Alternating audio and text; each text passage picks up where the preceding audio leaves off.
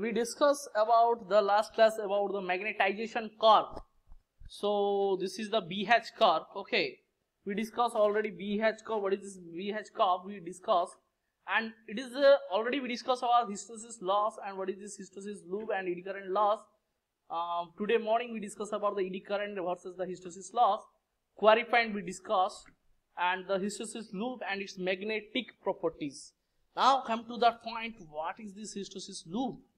So a great deal of information can be learned about the magnetic properties of a material by studying its hysteresis loop. A hysteresis loop shows the relationship between the induced magnetic field flux density, B, and magnetizing force H. It is often referred to as a BH loop. An example hysteresis loop is shown in below. So what is this hysteresis loop? You can see this the B is in the y-axis and H is in the x-axis.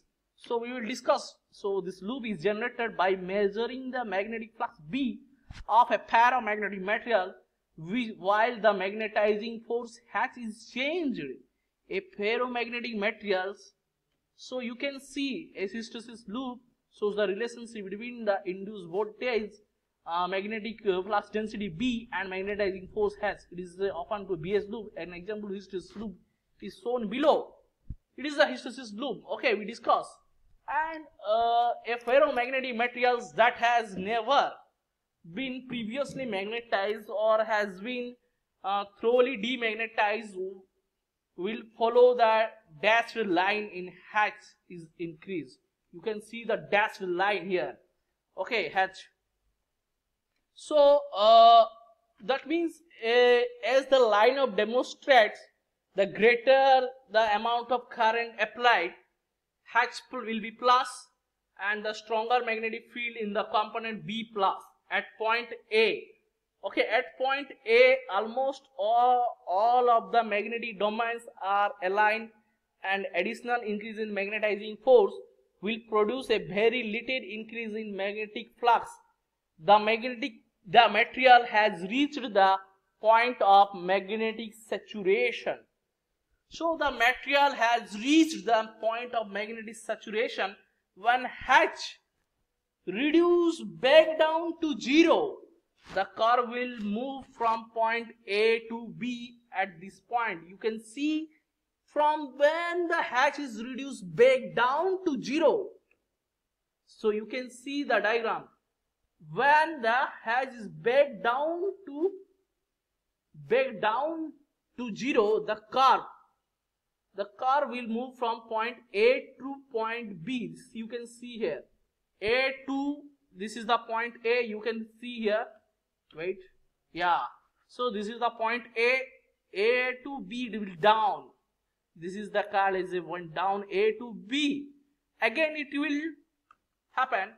So when H reduced back down to 0, the curve will move from point A to point B at this point. It can be seen that some magnetic flux density remains in the material even though the magnetizing force is 0. This is referred to the point of retentivity on the graph and indicates a level of residual magnetism in the material. Some of the magnetic domains remains aligned,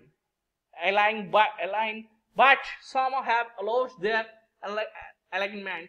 As magnetizing force is reversed, the curve moves to point C.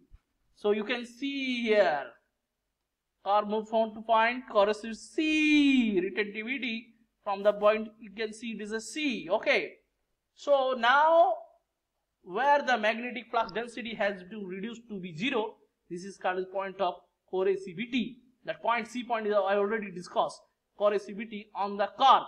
The reverse magnetizing force has flipped enough of the domain so that the net magnetic flux density within the material is 0.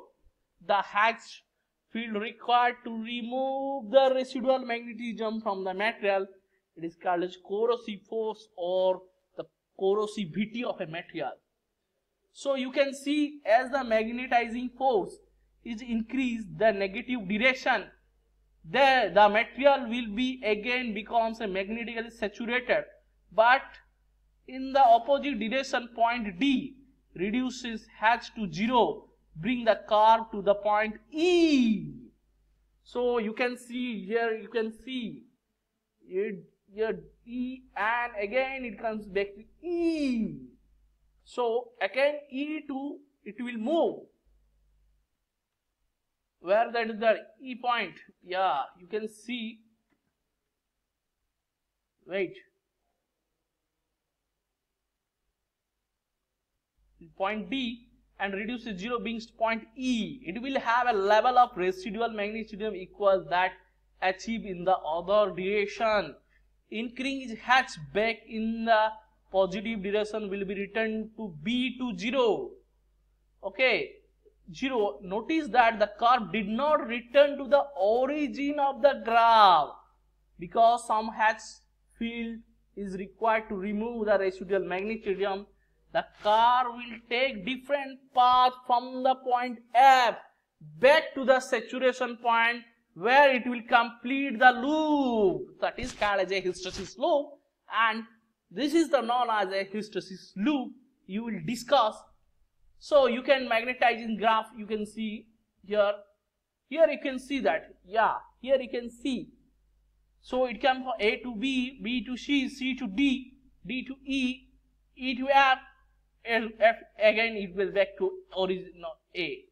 So that is the loop. Here you can see this is the loop, this is called as a hysteresis loop. Okay, so that is the known as hysteresis loop. And yeah, we discussed about this, the curve will different path from the point F back the saturation point where it will complete this loop, that is called as hysteresis loop. And magnetization or BH curve, you can see this is the flux density magnetic saturation region. You can air, iron and steel. It is a magnetic BH curve for various metal, that is air. In case of air, it is from magnetic field strength H is here and B is here. So B versus H. For air, the curve will like so in this way. For iron, the curve will look like in this source in this way. For the steel, it looks like in this way. So ferromagnetic material shows the hysteresis effect. When decreasing the applied in magnetic field, H does not produce a reverse effect of increasing the field. So the shape of hysteresis loop tells the great deal about the material being magnetized. The hysteresis curve of two different materials are shown in the graph.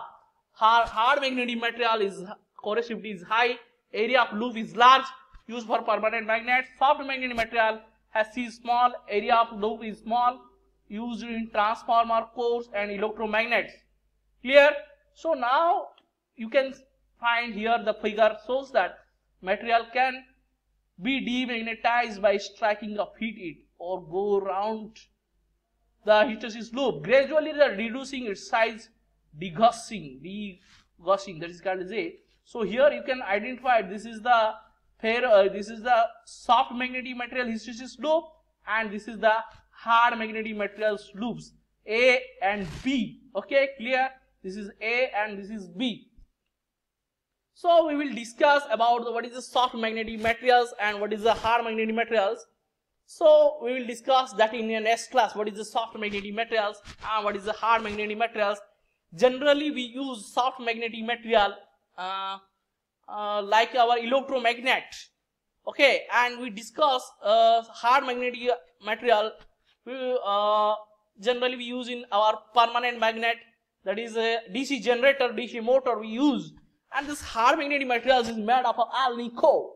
And the soft magnetic materials are having different types of ferrites, soft ferrites, and different types of hard magnetic material, hard ferrites also. And there are different types of properties of soft magnetic materials and the hard magnetic materials. And thus BH, this the hysteresis loop is here in case of soft magnetic material is here, and this one is the hard magnetic material. The loop is wider as compared to the soft magnetic material is hard magnetic. Wider loop is hard magnetic material as compared to the soft magnetic material. You can visualize